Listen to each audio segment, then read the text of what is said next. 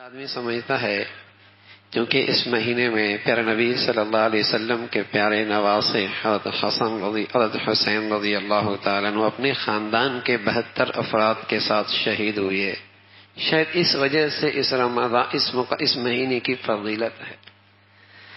حالانکہ اللہ کے نبی صلی اللہ علیہ وسلم کی وفات کے 60 سال بعد یہ واقعہ کربلا پیش آیا، اور اللہ کے نبی تو اپنی زندگی میں اس کی فرضیت پر روزہ رکھا کرتے تھے، اور پھر اس کے بعد نفلی روزے کا اہتمام بھی، ترغیب بھی آپ نے دی۔ اس کا تقدس تو پہلے سے تھا، ہاں اس کی وجہ سے مہینہ فضیلت والا تھا، دن فضیلت والا تھا۔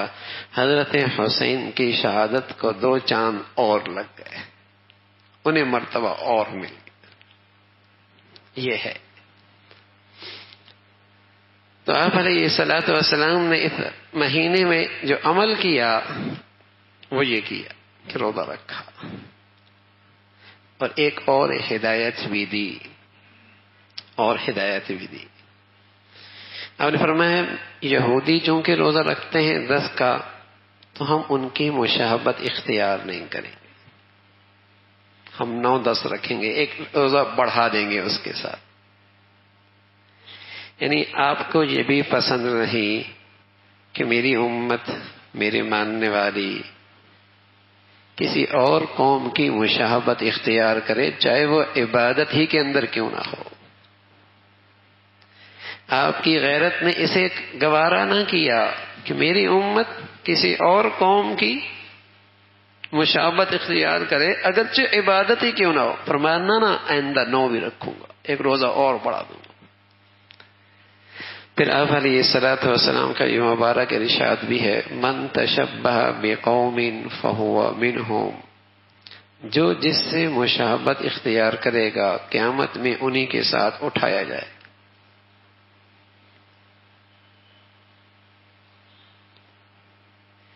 کوئی آدمی لباس اس لیے پہنے کہ میں ان جیسا لگوں، یا کھانے کا طریقہ اس لیے اختیار کرے تاکہ میں ان جیسا لگوں، مشابہت جان بوجھ کے اختیار کے ساتھ ایسا کرنا حرام ہے کہ میں ان جیسا لگوں۔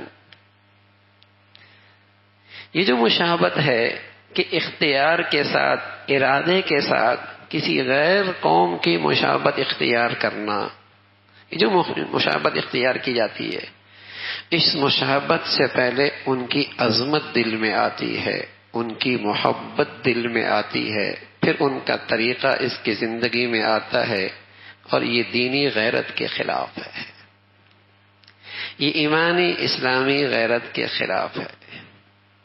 اللہ کے نبی صلی اللہ علیہ وسلم تشریف فرما ہے،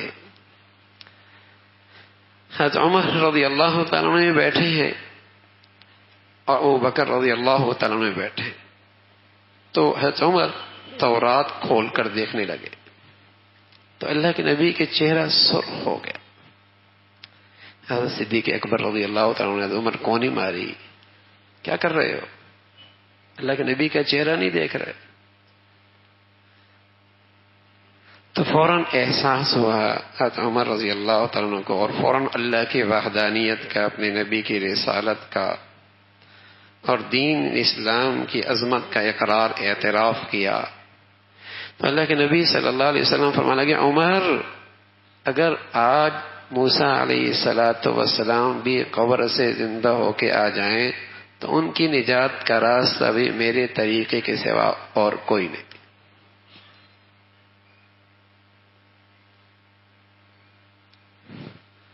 اپنے زمانے کے سکے تھے، اب یہ شریعت محمدیہ کا کھرا سکہ ہے، اب نجات کی شکل صرف یہی ہے، جس کا طریقہ اس سے میل کھائے گا وہ عمل اللہ کے یہاں قبول ہے۔ تو اگر کوئی شخص اپنے ارادے سے کسی قوم کا لباس پہنے، کھانے میں اس کا طرز اختیار کرے، شادی بیاہ میں اس کا طرز اختیار کرے، لباس پوشاک میں اس کا طرز اختیار کرے، اٹھنے بیٹھنے میں اس کا طرز اختیار کرے، اختیار سے، کیونکہ اس کے پیچھے ایک جذبہ ہے ان کی عظمت کا، ان کی محبت کا، تاکہ میں بھی اچھا لگوں، معزز بن جاؤں، میں بھی اچھا لگوں، معزز بن جاؤں. تو ایسی کسی قوم کی مشابہت اختیار کرنا حرام ہے. معزز لگو، اچھے خاصے لباس پہن رہا ہوتا ہے، لیکن جب شادی کا موقع ہوتا ہے اور آنے والوں کا استقبال کرنا ہوتا ہے تو ابا کیا کہتا ہے؟ بیٹے کیسا لباس پہن، یہ پہنو، یہ لباس پہنو. سمجھتا ہے کہ اس میں عزت ہے، اس میں عزت ہے. تو یہ حرام ہے کسی قوم کی مشابہت اختیار کرنا، اس لیے کہ اس کے بھی جذبہ ہے ان کی عظمت کا، ان کی محبت کا، کہ اس میں عزت ہے. تو کہاں میرے اور آپ کے پیارے نبی صلی اللہ علیہ وسلم، جنہیں تو عبادت میں بھی مشابہت پسند نہ تھی، اور کہاں آج نبی کے ماننے والی امت کا حال ہے کہ شاید ہی کوئی زندگی کا راستہ اور طریقہ ایسا رہ گیا ہو جہاں ان کی مشابہت نہیں، جہاں ان کی مشابہت نہیں، اور ان کے طرز زندگی کو پر فخر نہیں کیا جا رہا.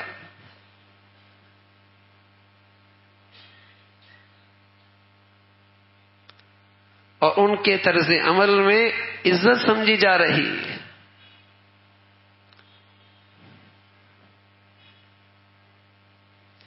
تو یہاں اللہ کے نبی صلی اللہ علیہ وسلم کے ارشاد میں ایک بہت بڑی ہدایت ہے میرے اور آپ کے لیے کہ ہم اپنی زندگی کا جائزہ لیں.